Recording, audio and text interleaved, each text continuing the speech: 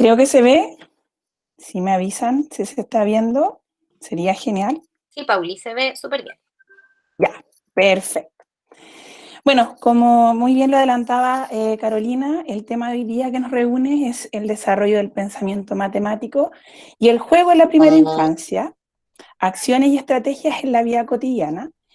Y bueno, lo primero que quería partir era un poco haciendo un breve resumen o un mapa para ir focalizando en qué aspectos del pensamiento matemático son los elementales en trabajar o desarrollar y potenciar en la etapa de la educación parvularia o la educación inicial, ¿cierto? Si podemos mirar, yo hice un breve resumen de tres grandes aspectos que se van desarrollando en esta etapa. Por un lado tenemos el concepto de número, que muchas veces es el que más asociamos o el que más creemos que debemos desarrollar en esta etapa. Inmediatamente cuando pensamos en matemáticas se nos asocia la palabra número, pero finalmente una de las cosas que yo siempre digo, el número es casi lo último, lo final, es algo que se va trabajando de manera espontánea con muchas otras cosas que muchas veces no nos damos cuenta que estamos trabajando el concepto de número.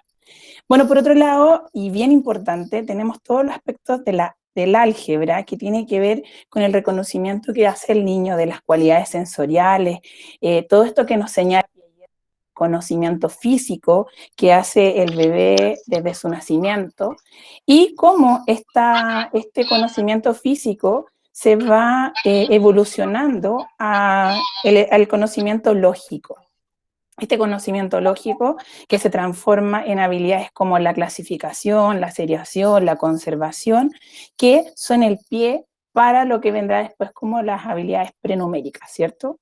Y otro gran área, y que muchas veces también la olvidamos o no la trabajamos con esta gran importancia, es el área de la geometría. Es ahí donde encontramos temáticas como las nociones espaciales, los figuras y los cuerpos, la medición y la orientación temporal. Bueno, haciendo este breve resumen de los grandes aspectos que se trabajan en la matemática, también quise mostrarles este mapa que un poco nos reúne cuáles son las principales según los niveles de enseñanza de la educación inicial, ¿cierto? Tenemos en sala cuna los principales aspectos a desarrollar del pensamiento matemático serían la permanencia de objetos, los cuantificadores, el conocimiento físico, la resolución de problemas, las nociones espaciales y la orientación temporal. En los niveles medios aparece todo el conocimiento lógico, las relaciones de clasificación, seriación, conservación de cantidades, también los patrones. En el área de la geometría podemos encontrar las nociones espaciales, los cuerpos geométricos y la orientación temporal. Y no lejano de eso está todo lo que tiene que ver con la resolución de problemas y aparece todo el tema del conteo. Aquí empieza a aparecer un poco la construcción del concepto de número. Y finalmente en los niveles transiciones nuevamente encontramos las habilidades lógicas que se van dando de manera óptima al trabajo que se va realizando en el desarrollo del niño. Aparecen elementos en la geometría como la medición, las figuras geométricas, la representación espacial, hay una evolución ahí de este concepto, y la orientación temporal. Y en el tema del concepto de número encontramos la resolución de problemas, el conteo, las representaciones concretas, pictóricas y simbólicas que va realizando el niño de este concepto, y también aparece el concepto de la aritmética informal, que tiene que ver finalmente con la suma y la resta. Bueno, haciendo como este contexto con respecto a lo que vamos a trabajar hoy, es que también quiero recordar cuál es el propósito general del núcleo del pensamiento matemático que nos señalan nuestras bases curriculares. Es bastante importante el poder visualizar este núcleo como un elemento a potenciar en los niños y niñas y no a trabajar de manera sin contexto, ¿cierto? Donde las habilidades y actitudes y conocimientos relacionados con el pensar lógico y los números, posibilitan al niño no solo a resolver situaciones de problemas, sino que también a comunicarlos. Y no debe perder mayor relevancia el cómo está realizándolo, en cómo lo está planificando, en cómo lo está resolviendo. Y eso también tiene un aspecto social, cómo lo hago con otros, cómo lo hago por medio de la interacción que yo pueda tener con el medio, con los materiales, con mis compañeros, con los adultos. De esta manera, nos señala el núcleo, se amplían los recursos para poder comprender y actuar en el entorno, intercambiando significados con otras personas. Por lo tanto, la visibilidad de la matemática es como una herramienta que nos ayuda a resolver problemas y nos ayuda a facilitar nuestra vida. Bueno, también quisimos unir la integralidad que tiene la matemática con el principio del juego, que sabemos como educadoras de párvulas que el juego es un concepto central dentro de la actividad que tiene el niño, es la forma natural que el niño puede expresar todas sus vivencias y además también donde él desarrolla el aprendizaje. Y destacar también este principio como el rol impulsor de las funciones cognitivas superiores. Y en eso vamos a recalcar bastante dentro de las estrategias que vayamos visualizando, el cómo el juego y la matemática se van potenciando para elaborar, o sea, para que el niño desarrolle sus funciones cognitivas superiores. Esto tampoco se aleja de elementos como la afectividad, la socialización y la adaptación. El juego también se visualiza como la expresión de desarrollo y aprendizaje. Es una estructura interna donde los niños de manera espontánea van creando sus respuestas, van creando sus motivaciones y de ahí van haciendo una construcción según los requerimientos propios del desarrollo. Bueno, pero ¿qué acciones y estrategias de la vida cotidiana podríamos nosotros aprovechar en este momento de pandemia, en este momento que estamos encerrados en casa y que... Paulina, disculpa. ¿Sí? La presentación se achicó. Tienes que volver a compartir pantalla. Ah, perfecto, gracias. No es necesario, perdón, no es necesario que vuelva a compartir la pantalla. Donde les aparece en pequeñito, si ponen el mouse sobre ella, aparece como un clip y ahí aparece fijar la pantalla y con eso ya se les ve grande. Ah, muchas gracias. ¿Lo pudieron hacer? Sí, sí se puede. Funciona perfecto. Muchas gracias. Ya, perfecto. Bueno, vuelvo a retomar entonces, ¿qué acciones y estrategias entonces podemos nosotros utilizar en estos momentos de encierro, en estos momentos que estamos en la casa, que las interacciones quizás con otros niños no es posible, pero sí tenemos a la mano diferentes elementos de la vida cotidiana, de la rutina, de esta vida familiar que estamos realizando a diario y cómo lo podemos aprovechar, cómo lo podemos potenciar?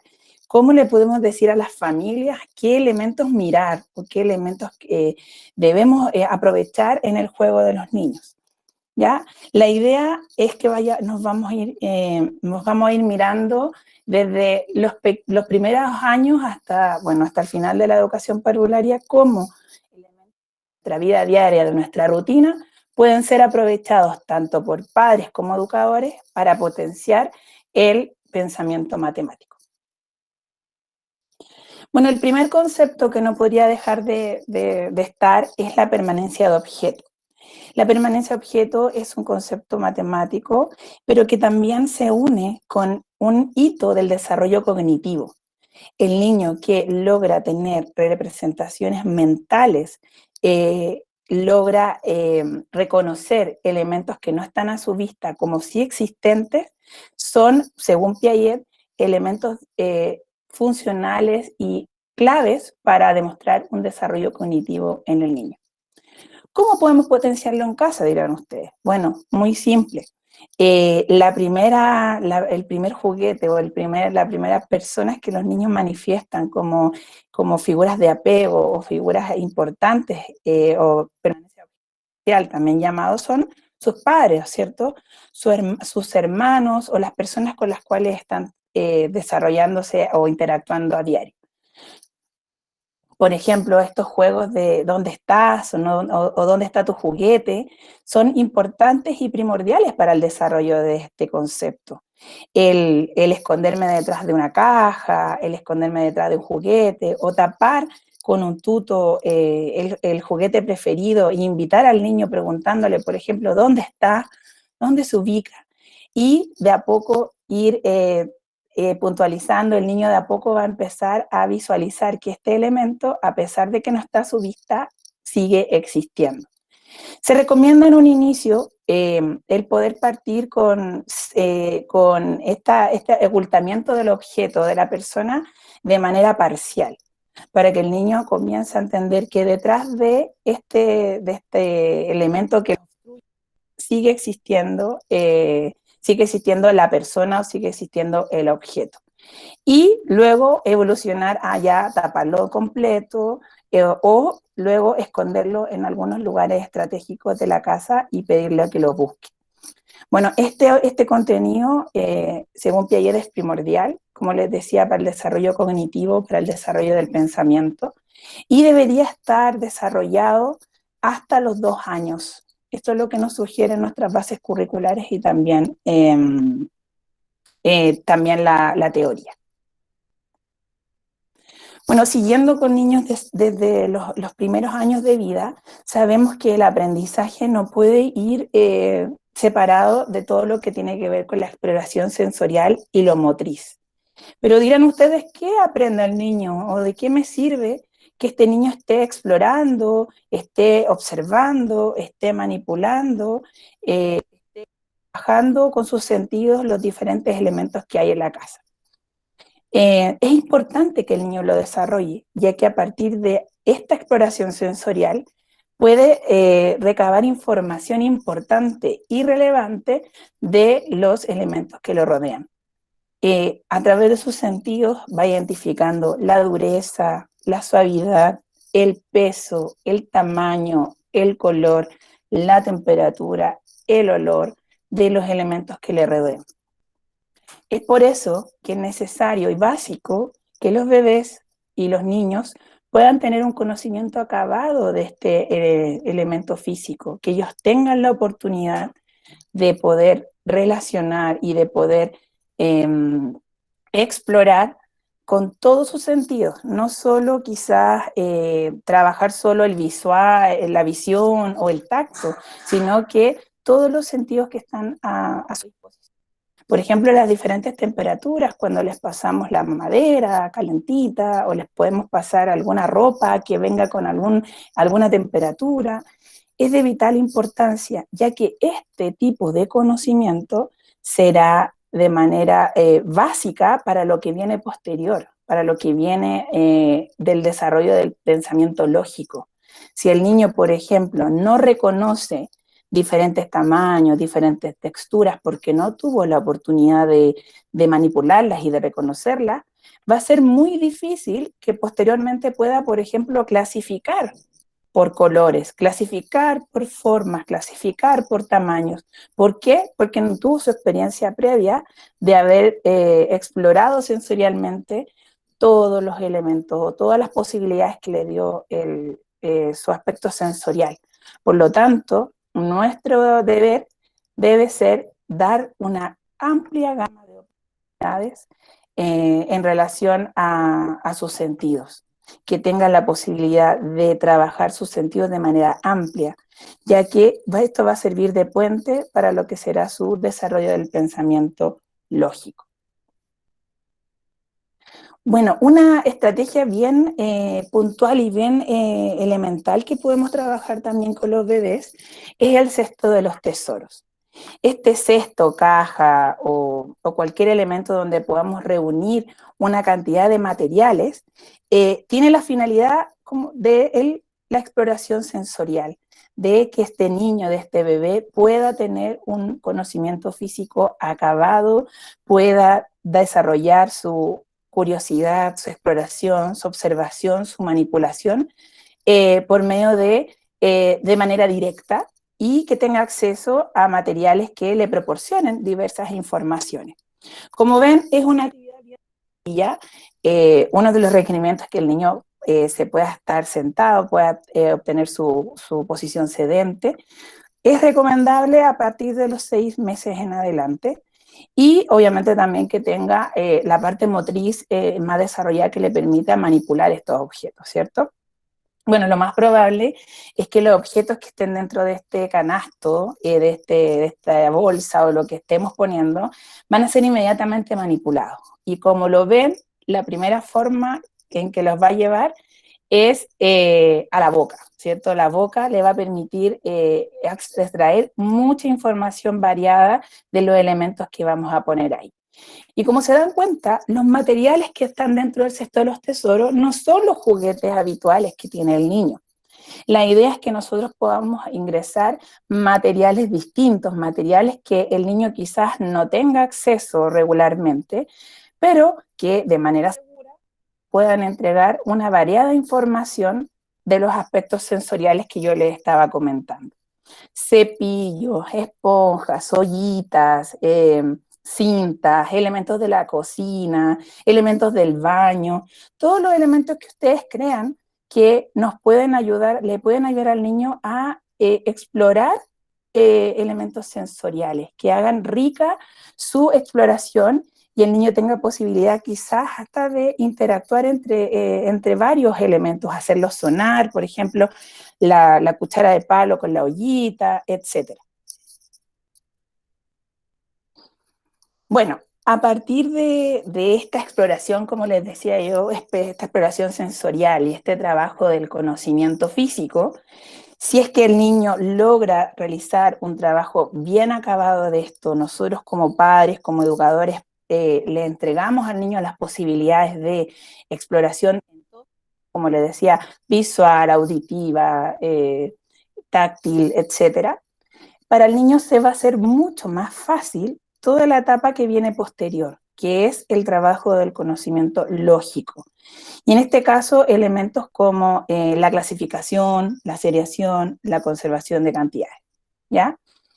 Para aquello, el puente que podríamos señalar entre este conocimiento físico y el lógico es el poder acompañar al niño a identificar semejanzas y diferencias. ¿Y cómo lo podemos hacer en casa? Por ejemplo, en una actividad tan normal que hacemos todas las personas en unir calcetas. ¿Ya? ¿Quién no lo ha hecho? ¿Quién no ha tenido la caja con los calcetines? Y la necesidad de hacer pares iguales. El niño en esta acción, mirándonos a nosotros y mediándolo, ayudándolo, bueno, busca el igual a este. ¿De qué color será? ¿Cuál será igual? ¿Este será igual o será distinto?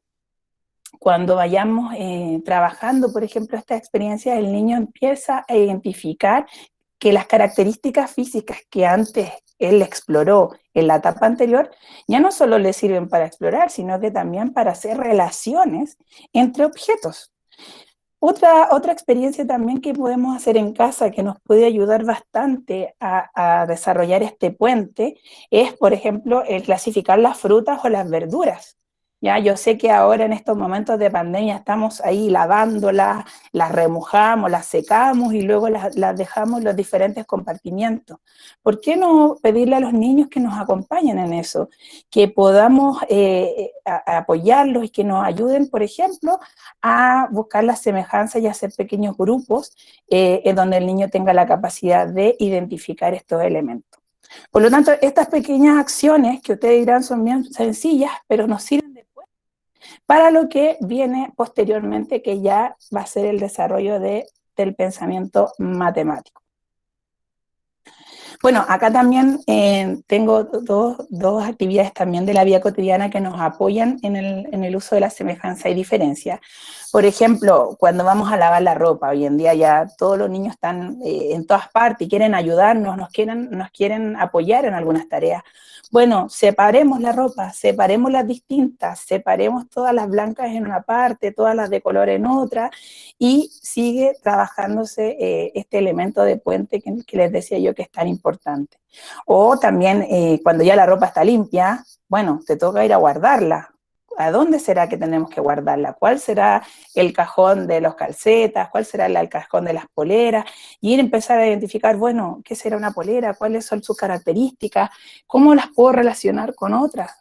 Todas esas preguntas se las hace el niño de manera inteligente y lo hace para resolver ese problema. Por lo tanto, aprovechemos toda esa instancia.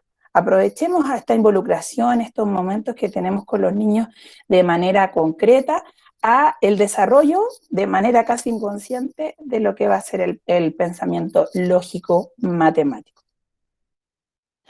Bueno, posteriormente a aquello, ya cuando los niños reconocen o ya han trabajado bastante lo que son las semejanzas y las diferencias, ya podemos evolucionar un poco y podemos ver que en sus juegos observamos que ellos ya comienzan a agrupar. En este caso, la agrupación la podemos señalar como la primera etapa de la clasificación. Clasificación que es muy importante desarrollar, ya que va a ser lo que va a permitir que el niño posteriormente logre la cardinalidad. O sea, el niño que clasifica va a poder lograr elementos del número posterior. Por lo tanto, por eso es tan importante. Bueno, en este caso podemos salir al patio o podemos encontrar una serie de elementos que ayuden a los niños a hacer pequeños grupos. Estos grupos debieran ser, llevados a cabo por el niño y que él mismo pueda verbalizar cuáles son los elementos por los cuales hizo el grupo. Los hizo por color, los hizo por forma, los hizo por tamaño, los hizo por utilidad. ¿Qué fue lo que les llamó la atención? Por lo tanto, cuando el niño está haciendo estos grupos, quizás acercarnos y preguntarle, bueno, ¿por qué los tienes juntos? ¿O por qué los agrupaste así? ¿Qué semejanzas? ¿Por qué están todos juntos? ¿O qué diferencias tienen? Este elemento es primordial, como les decía, y podríamos llamarlo como la primera etapa de la clasificación. Bueno, y posteriormente aprovechar también la gran cantidad de juguetes o de elementos que tenemos en casa y que los niños disfrutan del tiempo con ellos. Por ejemplo, acá tenemos animales, legos, bolitas, autos, y los niños inmediatamente comienzan de manera casi innata a crear grupos. Por ejemplo, los niñitos siempre, no sé, tienen algún juguete favorito o algún grupo de juguetes y quizás pedirles intervenir dentro de esas interacciones y decirles, bueno, ¿por qué los agrupaste? Ah, bueno, porque son los animales. Bueno, y les podemos hacer una casita, los podríamos juntar en alguna parte y luego ir quizás ayudándolos o potenciándolos para que lo hagan con otros materiales. Por ejemplo, en esta situación donde tenemos, por ejemplo, los animales, las bolitas, los elementos de plástico, podemos ver que los niños ya están logrando agrupar por un criterio, ¿ya? Y lo podríamos identificar como una segunda etapa de la clasificación. Por lo tanto, estos juegos que nosotros pensamos que son bastante libres, pero que quizás no les tomamos el sentido, son de vital importancia.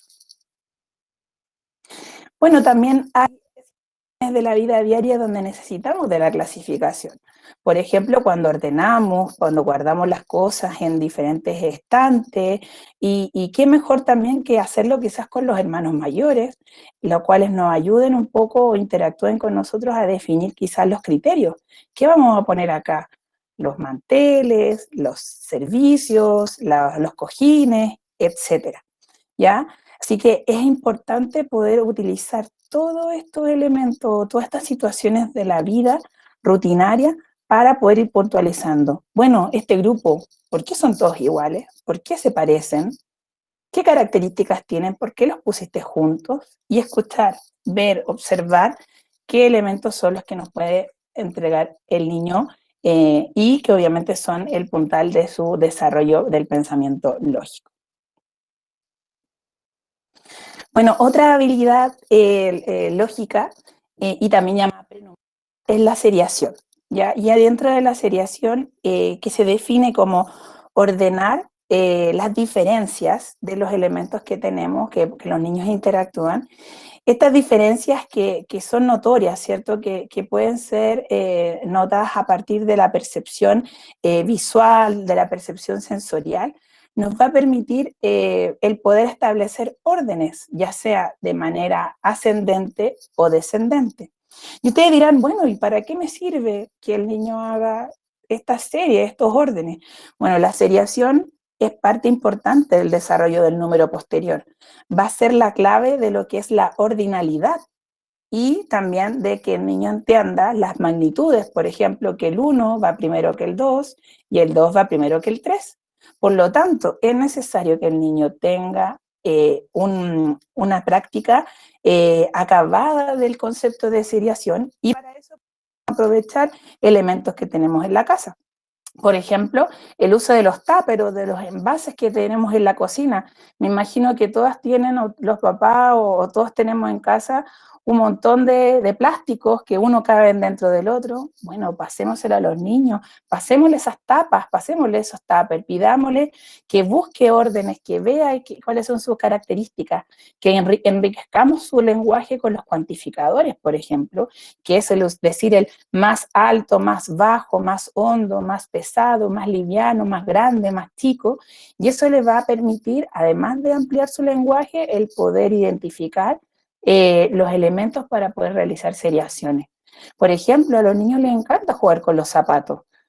Podemos entregarles zapatos, pantuflas, zapatos de la mamá, del papá, del abuelito, de las personas que estén en casa y que pueda identificar esas diferencias y que las pueda ordenar. Como les decía, la seriación es un elemento primordial, por lo que nos va a dar el puntapié también para el trabajo con el número posterior. Así que es necesario que el niño lo trabaje. Por ejemplo, cuando tenemos que guardar la loza, supongo que cuando guardan la loza la tienen como clasificada por tamaño, los platos más pequeños, los platos más grandes. Todas esas verbalizaciones podemos ir haciéndolas con los niños. ¿Quién no ha jugado a medirse con el hermano o con elementos de la casa? También es importante que el niño se observe y que pueda ordenar en relación al resto, ¿cierto? Desde el más grande al más pequeño, del pequeño al más grande. Bueno, también tenemos el uso de los patrones, ¿cierto? Los patrones son series repetitivas y los niños de manera bien innata comienzan a trabajarlos desde bien pequeños. Por ejemplo, acá en esta construcción con Legos, donde los niños están ahí trabajando patrones y tampoco olvidar que nosotros podemos hacer con los niños cantando, juegos de palmas, juegos corporales, trabajar elementos como las canciones, patrones rítmicos, donde los niños tengan que seguir una coreografía, por ejemplo, y la tengan que repetir.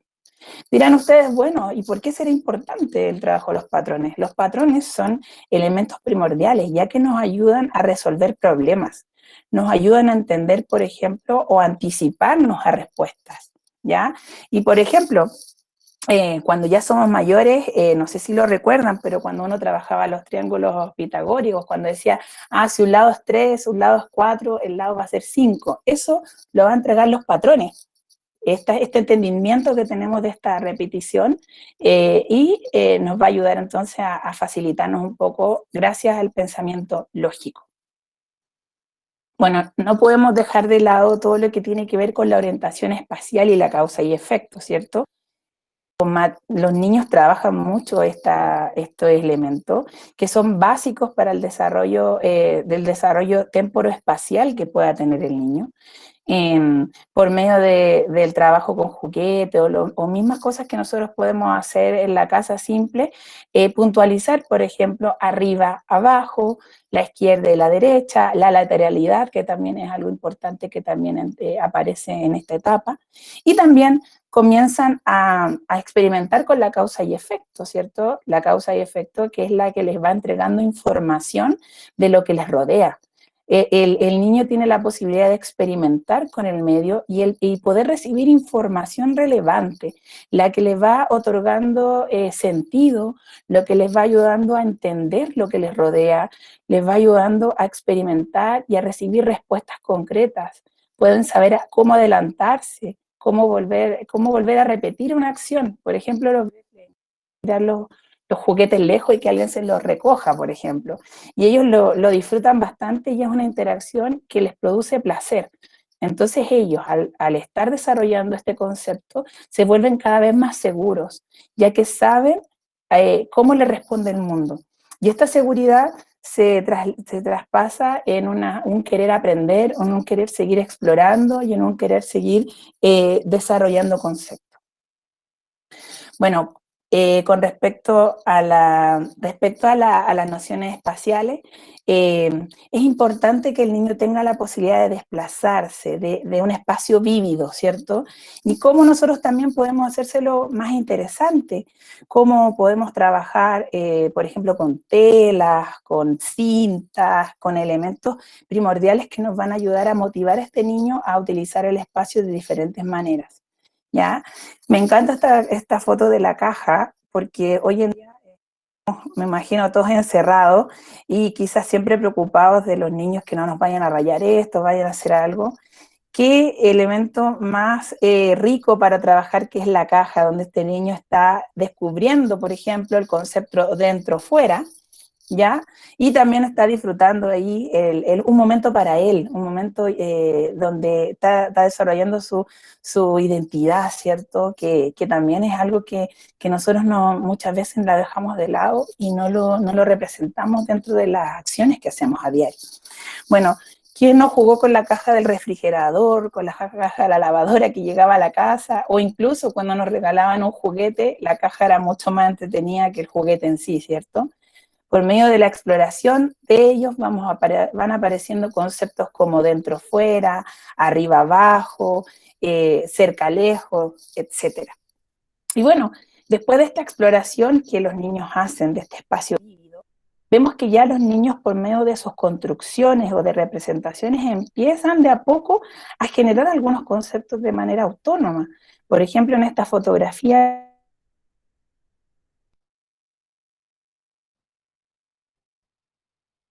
hablando este concepto espacial que es el dentro y fuera, pero también va a ser lo que le va a permitir en un futuro el poder entender lo que son las figuras geométricas, ya que las figuras son figuras cerradas.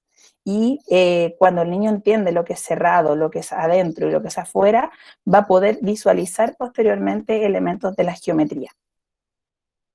Bueno, los juegos de construcción, que los vemos que los niños de manera innata comienzan a apilar, empiezan a trabajar con cualquier elemento que tengamos en la casa, ya sea que tengamos legos, que tengamos cilindros o que tengamos cualquier material, el niño siempre lo va a aprovechar para desarrollar esta actividad tan entretenida, ¿cierto?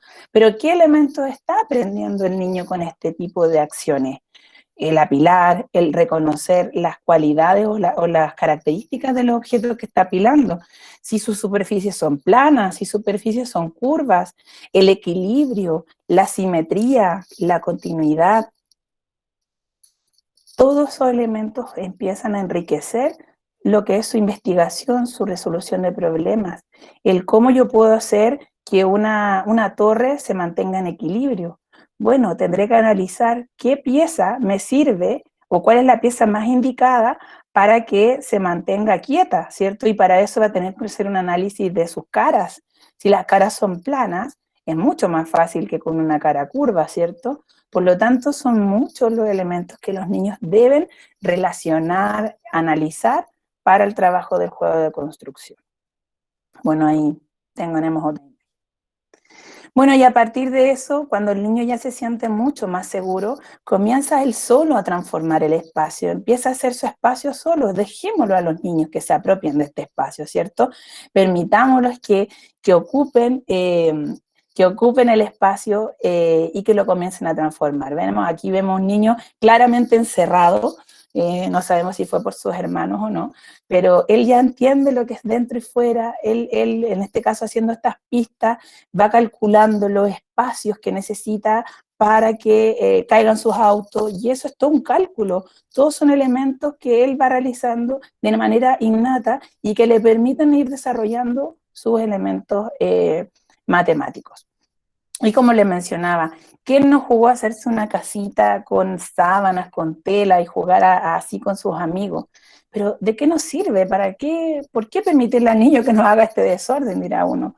Bueno, el trabajar posibilidad de transformar el espacio, va a permitir de manera posterior que él se pueda ubicar, representar el espacio. Por ejemplo, la utilización de un mapa, no solo por el GPS del celular, sino que él pueda leer un mapa, ubicarse, representar un espacio por medio de un dibujo o de alguna representación, solo van a ser posibles si el niño tiene la posibilidad de esta exploración espacial.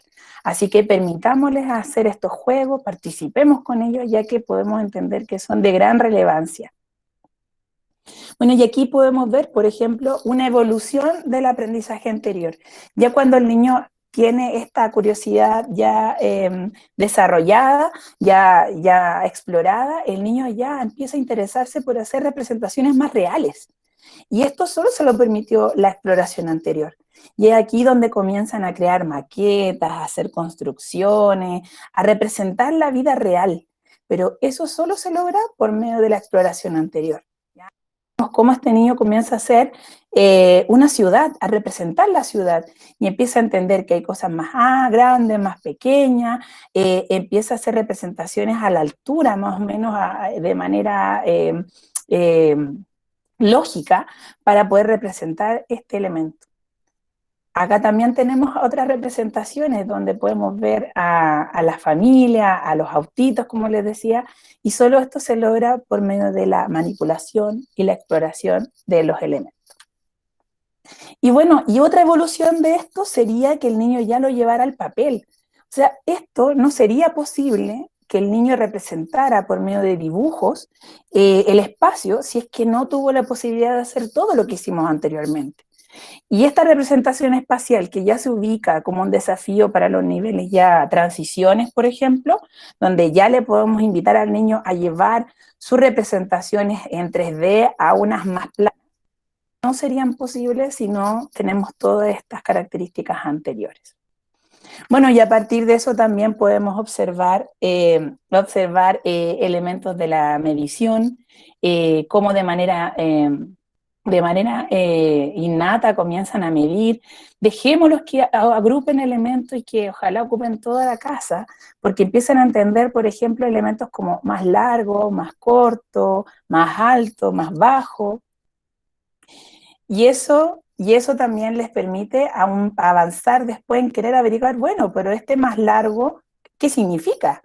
Y es aquí donde nosotros también podemos proporcionarles diferentes instrumentos de medición, como winchas o reglas, donde nosotros podemos trabajar con ellos, y ahí aparece esta curiosidad del número. Aparece la curiosidad del número y cómo nosotros lo podemos hacer patente, quizás en pedirle que lo registre, en que registre cantidades, y encontrar que el niño de alguna u otra manera va a comenzar a hacer registro, ya sea por dibujo, ya sea por números, por palitos, etcétera, y que nos van a ayudar a entender cómo él visualiza esta simbología. Bueno, me va quedando poco tiempo, así que voy a tratar de ir cerrando con algunas imágenes en relación, por ejemplo, a los cuantificadores, el cómo ir verbalizando el más, el menos, el mayor que, el menor que, por medio del trasvasije, por ejemplo, que es una actividad súper entretenida para los niños. Lo pueden hacer con elementos de la casa, con acerrín, con harina, con maicena, etcétera. Y la idea es poder entregarle una gran cantidad de botes o de envases de yogur, de tapitas, cucharas, en las cuales el niño pudiera reflexionar en torno a cuántas cucharaditas me alcanzan para llenar esta cajita o este envase, serán más o menos que las que le voy a echar a etcétera. Todo ese tipo de preguntas van creándose o se van reflexionando de manera innata dentro de esta actividad tan concreta. Bueno, y a partir de eso también obviamente podemos aprovechar esta curiosidad por medio de la medición y del conteo en actividades tan cotidianas como el cocinar, por ejemplo. El usar 2 cucharaditas de azúcar, 4 tazas de harina, o cuántas cocadas nos salieron, cuántos pancitos nos salieron, ¿ya? Y casi ya para terminar, algunas actividades que también nos van a ayudar para lo que es el trabajo con la construcción del número. Por ejemplo, el repartir, el poner en la mesa, que nos va a ayudar a desarrollar la correspondencia uno a uno, que es básica como dentro de los principios del conteo. Sin tener este contenido trabajado no vamos a poder desarrollar lo que es el número. Nuevamente salen las calcetas, nuevamente a cada calceta su par. También estamos trabajando la correspondencia uno a uno. El orden estable de los números, cuando los niños necesitan reconocer que el 1 viene el 2, viene el 3, viene el 4. Lo podemos hacer, por ejemplo, cuando los niños empiezan a interesarse en el calendario, en las fechas, lo empiezan a conocer. Los cumpleaños, las edades también son relevantes. El número del canal donde ven los monitos también es importante que ahí nos puedan proporcionar. Y también los juegos que nos permiten entender el cardinal, que por ejemplo pueden ser los juegos de mesa, los juegos de cartas. Bueno, muchas gracias. Esa es mi presentación. Muchas gracias, Paulina. Estuvo muy interesante, muy práctica también, porque son muchos elementos que podemos utilizar con los niños en la casa y no requerimos de más material que lo que existe en nuestra propia casa. Espero que para todos haya sido interesante este recorrido de experiencias matemáticas que están, ¿no es cierto?, en nuestro quehacer cotidiano, en nuestra experiencia diaria. Y tenemos algunas preguntas también que han surgido a través del chat. Perfecto. Eso. Inge, ¿estás por ahí?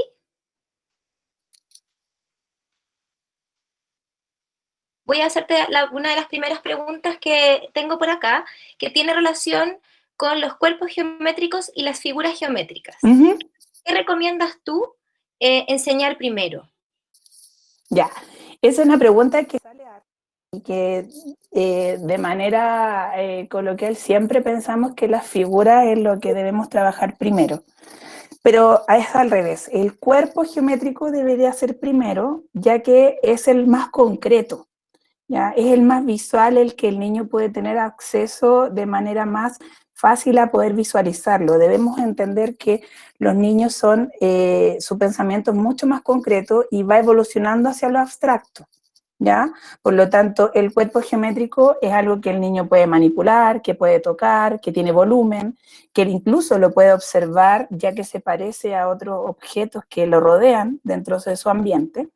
Y por medio del conocimiento acabado de este cuerpo geométrico, puede entender posteriormente que existen las figuras que son las caras de estos cuerpos, y que las figuras son elementos más abstractos que fueron diseñados para el entendimiento de ciertas teorías o de ciertos teoremas, pero que en sí en la vida diaria no existen, porque no encontramos triángulos equiláteros perfectos en la vida diaria. Por lo tanto, el trabajo según el desarrollo debiera ser primero el cuerpo y posteriormente la figura, y nuestras bases curriculares también así lo señalan. Eso, muchas gracias. Otra pregunta que tengo por acá. En relación al cálculo mental, ¿cómo podemos favorecerlo en la primera infancia de manera natural y respetuosa que permita forjar las bases de este aprendizaje? Bueno, el cálculo, muy buena la pregunta, muy bueno, el cálculo mental es uno de los objetivos de la matemática, y aunque no creamos, en educación parvularia también está presente. Debemos pensar que hay varios niveles de dificultad que nosotros debemos trabajar antes de llegar a ese cálculo mental, ¿cierto? Primero está el trabajo con elementos concretos, debemos trabajar también a nivel pictórico, por medio de fotografías, de láminas, de dibujos. Luego tenemos el trabajo a nivel simbólico, que es cuando ya eliminamos anteriores y ponemos el símbolo del número como el trabajo primordial. Y luego vendría el trabajo del conteo mental, ¿cierto? Para eso hay varias técnicas que nos ayudan a poder trabajarlo. Yo les sugiero el subsighting o conteo súbito. Esa sería una muy buena técnica a trabajar antes de partir con el conteo mental.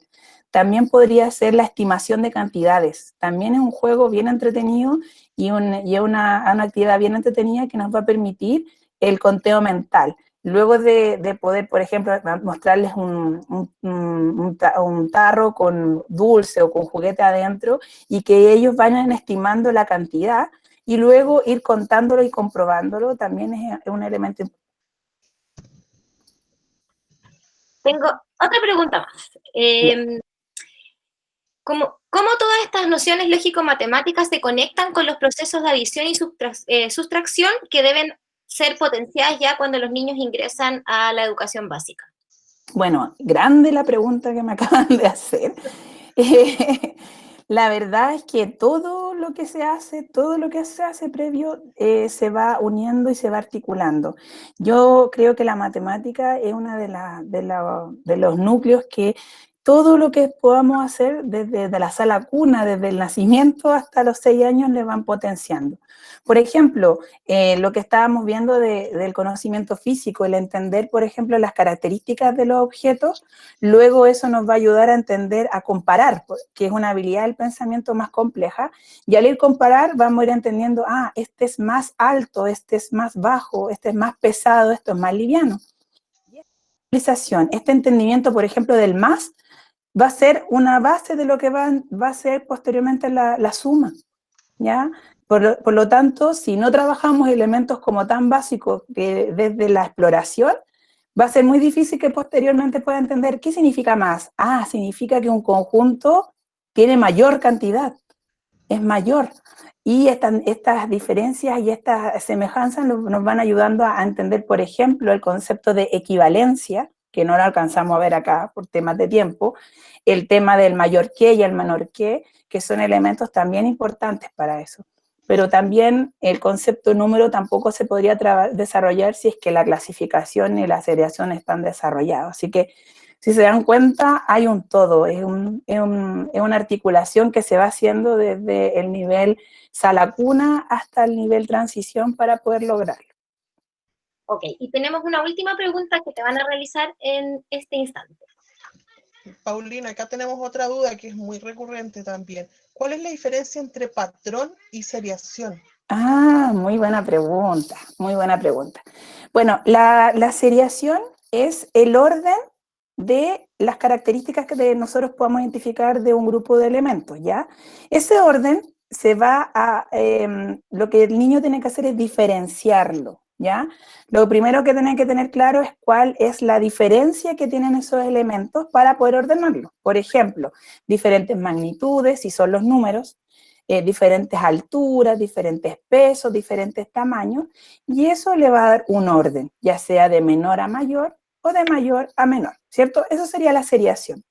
Pero el patrón es una serie repetitiva, ¿ya? O sea, vuelvo a seriar, hay un orden, por ejemplo, rojo, azul, o aplauso, chasquido, pero ese orden es repetitivo, o sea que no se da en la seriación. Eso. Paulina, más que agradecerte en este instante, creo que ha sido una oportunidad de recordar muchos elementos importantes del pensamiento matemático y principalmente vincularlo, como lo he dicho en varias oportunidades, a nuestra vida cotidiana. Tenemos un tiempo todavía para estar con los niños en casa y por lo tanto son sugerencias prácticas que nosotros podemos hacer e implementar, y en el caso de las educadoras, por supuesto que sugerir a las familias que están en este minuto acompañando a sus niños y a sus niñas. Agradecerte a ti y también agradecer a Inge y Romina, que están acompañándonos y ayudándonos para que todo esto también funcione y podamos estar conectadas y brindarles a ustedes, nuestros participantes, un espacio de aprendizaje y de encuentro. Y bueno, dejarlos invitados para nuestros próximos webinars que vienen de ahora en adelante. Les vamos a avisar para que estén atentos a los diferentes temas que queremos abordar. Muchas gracias a todos, linda tarde. Si tienen frío, a tomarse un chocolatito caliente, un tecito. Y gracias, Pauli, que te vaya muy bien. Ya, y bueno, como estaba ahí en el chat, cualquier sugerencia, si quieren ahondar más en alguna temática, bueno, escriban ahí al correo. Y vi que algunos también querían algunos datos de bibliografía, así que ahí también les puedo contestar y les puedo mandar algo. ¿Ya? Chao, Sí, que estén muy bien. Paulina. Sí. Paulina, no, les estoy diciendo que si desean solicitar material, les puse ahí el correo, Sí, secretaria.ep@uft.cl. Entonces, bien. ahí para poder canalizar todo y ahí ir derivando las dudas, consultas o lo que necesiten. Sí, sé que el tema da para harto, así que me imagino que hay harta duda. Bueno, nos despedimos entonces. Chao. Muchas gracias, que les vaya bien. Chao.